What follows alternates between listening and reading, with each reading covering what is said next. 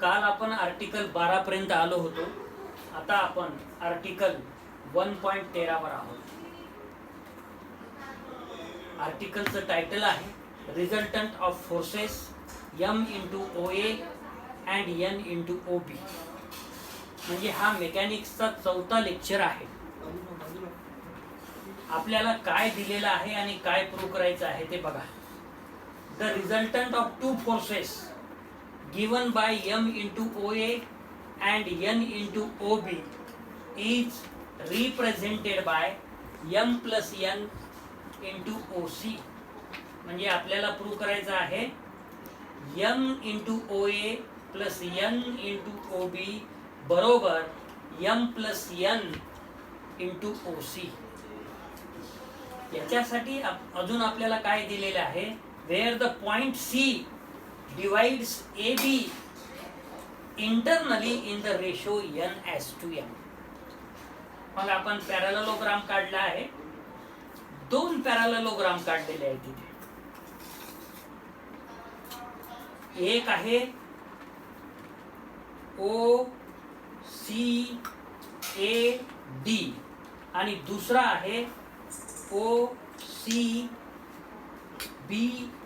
असे 2 पॅरलेलोग्राम आपण काढलेले आहेत, जे की तुम्हाला डायग्राम मध्ये दिसत आहे. Complete the parallelograms OCAD and OCBE as shown in figure. By law of parallelogram of forces we have OA is equal to OC plus OD. याला इक्वेशन नंबर 1 म्हणालो. आणि दुसऱ्या पॅरलेलोग्राम मध्ये OB equal to OC plus OE respectively. हे आपल्याला 2 equation मिळाले. Multiplying equation 1 by M and 2 by N from both sides comma we get.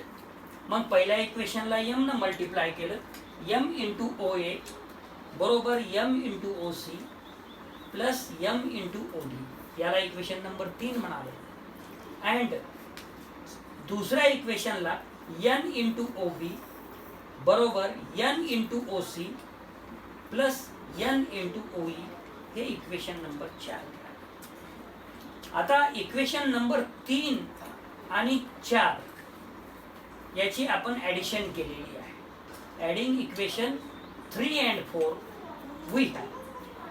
मग 3चं लेफ्ट हँड साइड काय आहे हो, M इंटू OA प्लस 4चं लेफ्ट हँड साइड काय आहे, N इंटू OB.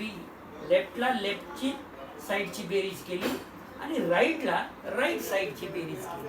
तर राईट साइडची पहिली टर्म M इंटू OC आहे तिसऱ्या इक्वेशनची, आणि चौथ्या इक्वेशनची N इंटू OC आहे.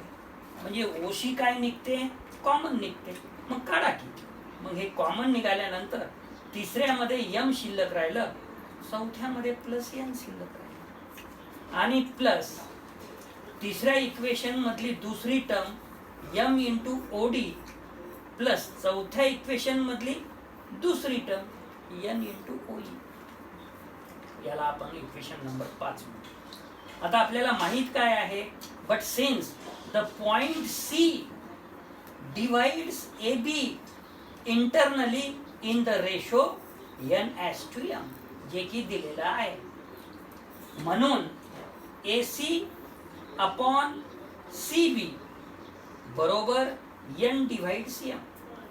AC अपॉन CB बरोबर N divides M. Cross multiplication केलं, M इंटू AC बरोबर N इंटू CB. त्याच्यावर एरो वेक्टर दिलं. मग काय केलं, AC ला आपण CA मध्ये कन्वर्ट केलं. AC ची डायरेक्शन कशी आहे हो, हे अशी. आणि CA काय होईल, मग विरुद्ध दिशेनं होईल. म्हणून त्याच्यासाठी negative minus M C A बरोबर N into C B minus M O D. आता सी ए पॅरालेलोग्राम असल्यामुळे हा जो सी ए अंतर आहे ओडी अंतर बी तेवढाच राहील, कारण की समोरासमोरील जे बाजू असतात हे सारखे असतात पॅरालेलोग्राम मध्ये. Minus M into O D आणि सी बी जे आहे याच हा दुसऱ्या पॅरालेलोग्राम मध्ये त्याला बरोबर ओ ई होईल, जे की आपण इथे लिहिलेलं आहे. म्हणून M into O D plus N into O E बरोबर 0 vector.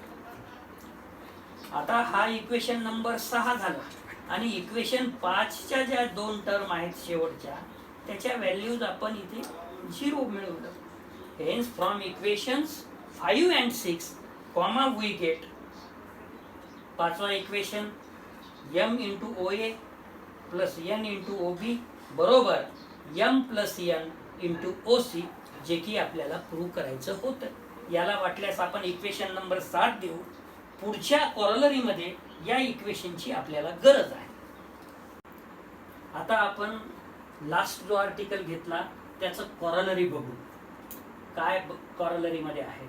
If C is the mid point of A B, म्हणजे याच्या आधीच्या डायग्राम मध्ये C divides internally A B N S to M, परंतु इथे सी मिड पॉइंट असल्यामुळे M आणि N हे इक्वल असेल, म्हणजे यम बरोबर एन असेल. If C is the mid point of A B then the resultant of forces represented by OA and OB is given by 2 times OC बरोबर OA plus OB.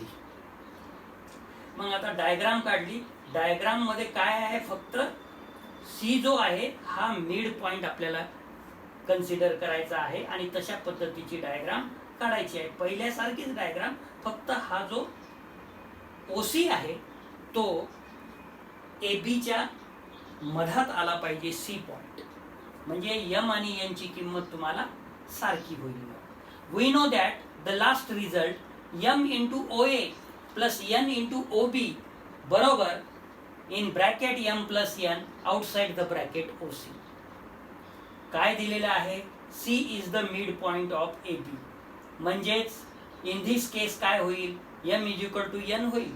We get मग M into O A plus N ची किंमत M into O B बरोबर M plus M into O C due to equation number 1. Equation 1 मध्ये आपण हे substitute केलं. मग या लेफ्ट हँड साईडला यम कॉमन निघते आणि राईट हँड साईडला यम प्लस यम हे 2m होते. मग M and M will be cancel and remaining is O A plus O B is equal to 2 times O C which is the required result. Next article, components and resolved parts. Components म्हणजे तुम्हाला already माहित आहे P and Q. हे आपल्याला या article मध्ये काढायचं आहे. आता इथे फोर्स P आणि फोर्स Q चं रिझल्टंट R हे ऑलरेडी आपल्याला माहीतच आहे आणि पॅरालेलोग्राम मध्ये समोरासमोरील बाजू सारखी असल्यामुळे हा OA जो फोर्स आहे P, BC सुद्धा फोर्स Pच होईल आणि OB जे फोर्स Q आहे AC सुद्धा फोर्स Q होईल. आता हा जर अँगल अल्फा असेल आणि हा अँगल बीटा असेल तर याचा अपोजिट अँगल हा बीटाच राहील. हे दोघांची टोटल अल्फा प्लस बीटा होईल. आणि जर आपण ट्रायंगलचा विचार केला OAC चा, तर तिन्ही अँगलची बेरीज हे 180 असते. त्यामुळे हा जो अँगल आहे तो होईल हा अँगल अल्फा आणि हा अँगल बीटा, म्हणजे अल्फा प्लस बीटा झाले प्लस पाय minus alpha plus beta. Alpha plus beta cancel आणि या तिघा अँगलची बेरीज मग पाय. आता consider 2 forces P and Q. Consider 2 forces P and Q. acting at point O, represented by the vectors OA P force आणि OB Q force, but along which axis? OX and OY axis respectively, as shown in figure. R काय आहे हो? Already माहित आहे तुम्हाला. R is the resultant of P and Q. Let angle P comma R, P comma R is equal to what? Alpha, and angle R comma Q, beta is equal to beta. Here P and Q are components of the resultant R, जे की तुम्हाला already माहित आहे, whose effect is the same as that of the combined effect of the forces P and Q. P आणि Q चे combine जर force म्हणजे addition केली तर त्याला इक्वलच आर ची ताकद आहे. मग from triangle COA comma we have sine rule, जे की ऑलरेडी आपल्याला याच्या आधी आलेला आहे, P upon sine A CO म्हणजे बीटा बरोबर Q upon sine A O C म्हणजे अल्फा बरोबर R upon sine O A C म्हणजे pi minus in bracket alpha plus beta. मग ह्या व्हॅल्यूज इथं सबस्टिट्यूट केलं. That is P upon sine beta बरोबर Q अपॉन साइन अल्फा बरोबर R upon sine in bracket pi minus alpha plus beta. परंतु sine pi minus theta तुम्हाला already माहित आहे साइन थीटा. मग पहिल्या आणि दुसऱ्या टर्मचं काहीही चेंज करायचं नाही. तिसऱ्या टर्ममध्ये साइन पाय मायनस थीटा बरोबर साइन थीटा, थीटाची किंमत इथे अल्फा प्लस बीटा. हे तिन्ही रेशो एकमेकाला इक्वल असल्यामुळे तुम्ही पहिला बरोबर तिसरा घेऊ शकता, पहिला बरोबर दुसरा घेऊ शकता, दुसऱ्या बरोबर तिसरा घेऊ शकता, पहिल्या बरोबर तिसरा सुद्धा घेऊ शकता, जे की तुम्हाला ऑलरेडी BSc सेकंड इयर मध्ये लॅग्रेंज इक्वेशन मध्ये जे आपण ऑक्झिलरी इक्वेशन घ्यायचो dx अपॉन p बरोबर dy अपॉन q बरोबर dz अपॉन r, तर त्याच पद्धतीने इथं पहिला रेशो इक्वल टू तिसरा रेशो घेतलं आणि त्याच्यावरून कंपोनंट p काढला. p बरोबर r sign beta upon sine alpha plus beta आणि दुसरा आणि तिसरा रेशो घेऊन दुसरा कंपोनंट q बरोबर R sin alpha upon sin alpha plus beta, which is the required solution. Particular case of the last article. Last article मध्ये parallelogram जे घेतलेला आहे ते इथे रेक्टँगल सुद्धा पॅरलेलोग्रामचा पार्ट आहे. म्हणजे रेक्टँगल मध्ये सुद्धा समोरासमोरील बाजू सारखी असते. It satisfies the properties of the parallelogram. तर if OX, here O,